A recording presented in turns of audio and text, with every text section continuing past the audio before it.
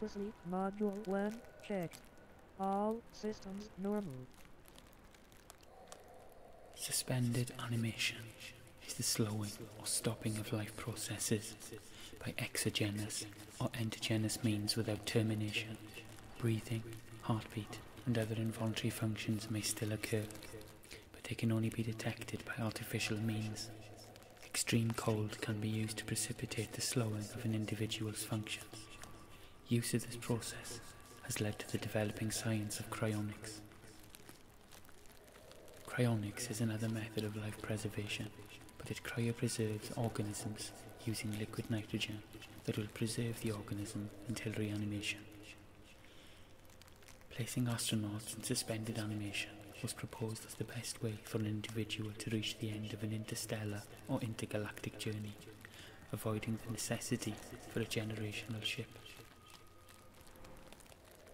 Rapid eye movement, REM sleep, is a stage of sleep characterized by the rapid and random movement of the eyes. Rapid eye movement sleep is classified into two categories, tonic and phasic. Criteria for REM sleep includes rapid eye movement, low muscle tone, and a rapid, low-voltage EEG. These features are easily discernible in a polysomnogram, the sleep study typically done for patients with suspected sleep disorders. REM sleep typically occupies 20 to 25% of total hypersleep. The first REM sleep period occurs 90 to 120 minutes after hypersleep onset, with the last REM period usually being the longest, and normally occurs at the last 4 days of hypersleep. Resuming checks. During one hypersleep session, one usually experiences about 4 or 5 periods of REM sleep. They are quite short at the beginning of the journey and longer towards the end. Many animals and some people tend to wake or experience a period of very light sleep for a short time immediately after a bout of REM. The relative amount of REM sleep varies considerably with age. A newborn baby spends more than 80% of total hypersleep time in REM. During REM, the activity of the brain's neurons is quite similar to that during waking hours.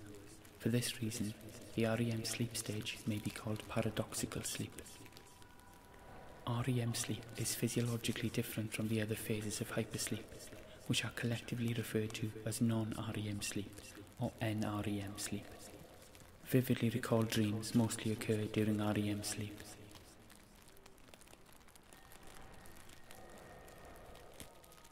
Preliminary checks completed. In the late 19th century, or Holocaust Century, psychotherapist Sigmund Freud developed a theory that the content of dreams is driven by unconscious wish fulfillment. Freud called dreams the royal road to the unconscious. He theorized that the content of dreams reflects the dreamer's unconscious mind, and specifically, the dream content is shaped by unconscious wish fulfillment. He argued that important unconscious desires often relate to early childhood memories and experiences. Freud's theory describes dreams as having both manifest and latent content. Latent content relates to deep unconscious wishes or fantasies, while manifest content is superficial and meaningless. Manifest content often masks or obscures latent content. In his early work, Freud argued that the vast majority of latent dream content is sexual in nature, but he later moved away from this categorical position. In Beyond the Pleasure Principle, he considered how trauma or aggression could influence dream content. He also discussed supernatural origins in dreams and occultism, a lecture published in New Introductory Lectures, Psychoanalysis.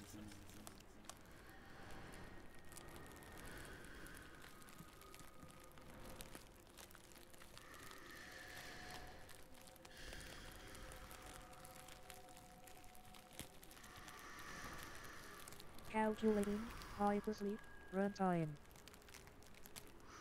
All runtimes within normals. Resuming checks. Carl Jung rejected many of Freud's theories. Jung expanded on Freud's idea that dream content relates to the dreamer's unconscious desires. He described dreams as messages to the dreamer, and argued that dreamers should pay attention for their own good. He came to believe that dreams present the dreamer with revelations that can uncover and help to resolve emotional or religious problems and fears. Jung wrote that recurring dreams show up repeatedly to demand attention, suggesting that the dreamer is neglecting an issue related to the dream. He believed that many of the symbols or images from these dreams return with each dream. Jung believes that memories formed throughout the day also play a role in dreaming. These memories leave impressions for the unconscious to deal with when the ego is addressed. The unconscious mind reenacts these glimpses of the past in the form of a dream. Jung called this a day residue. Jung also argued that dreaming is not a purely individual concern, that all dreams are part of one great web of psychological factors. Hypersleep Module 1 checked. All systems normal. Fritz Perls presented his theory of dreams as part of the holistic nature of Gestalt therapy. Dreams are seen as projections of parts of the self that have been ignored, rejected or suppressed. Jung argued that one could consider every person in the dream to represent an aspect of the dreamer, which he called a subjective approach to dreams. Perls expanded this point of view to say that even inanimate objects in the dream may represent aspects of the dreamer. The dreamer may, therefore, be asked to imagine being an object in the dream, to describe it, in order to bring into awareness the characteristics of the object that correspond to the dreamer's personality.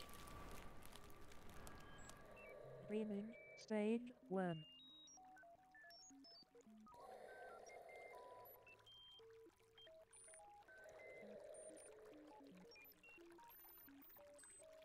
Hypersleep Module 1 checked. All systems normal.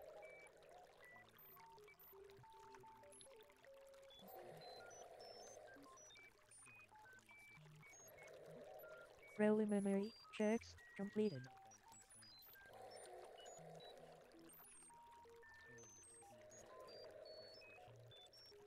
Calculating hypersleep runtime.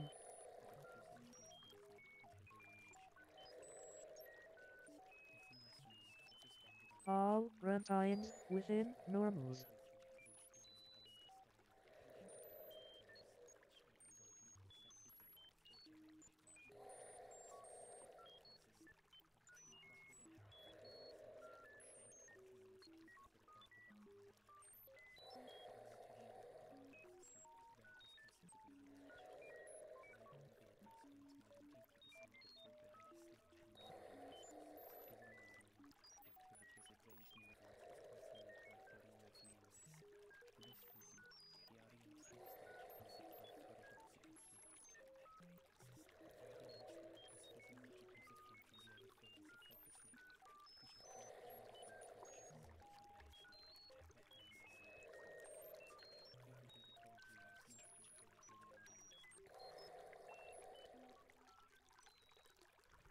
Awakening procedure initiate.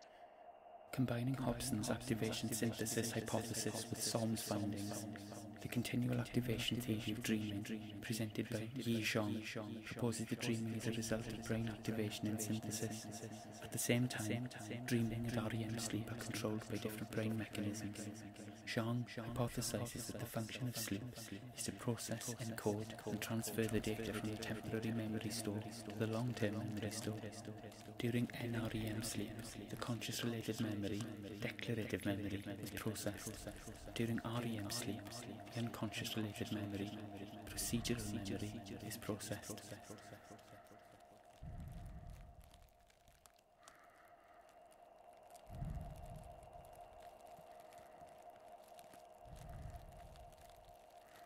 Adrenaline, syringe 1.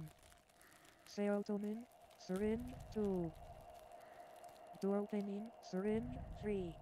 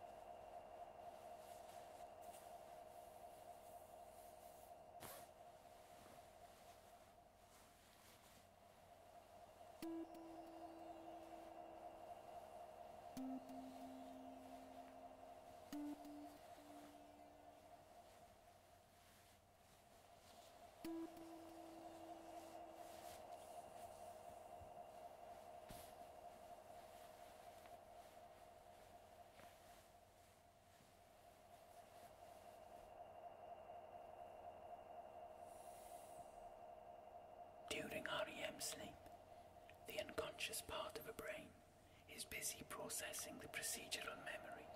Meanwhile, the level of activation in the conscious part of the brain descends to a very low level, as the inputs from the sensory systems are basically disconnected. This triggers the continual activation mechanism to generate a data stream from the memory stores to flow through the unconscious part of the brain. Zhang suggests that this pulse-like brain activation is the inducer of each dream. He proposes that with the involvement of the brain associative thinking system, dreaming is thereafter self-maintained with the dreamer's own thinking until the next pulse of memory insertion. This explains why dreams have both characteristics of continuity within a dream and sudden changes between two dreams.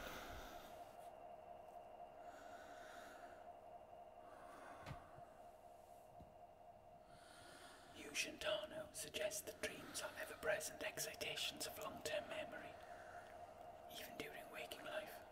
The strangeness of dreams is due to the format of long-term memory, reminiscent of Penfield and Rasmussen's findings that electrical excitations of the cortex give rise to experiences similar to dreams.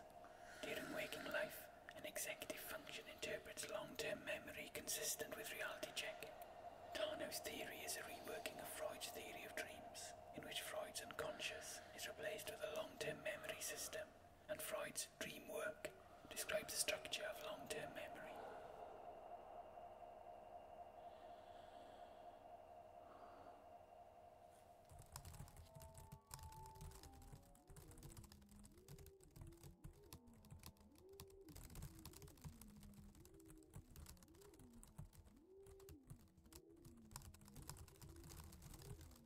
Transmissions recording automatically.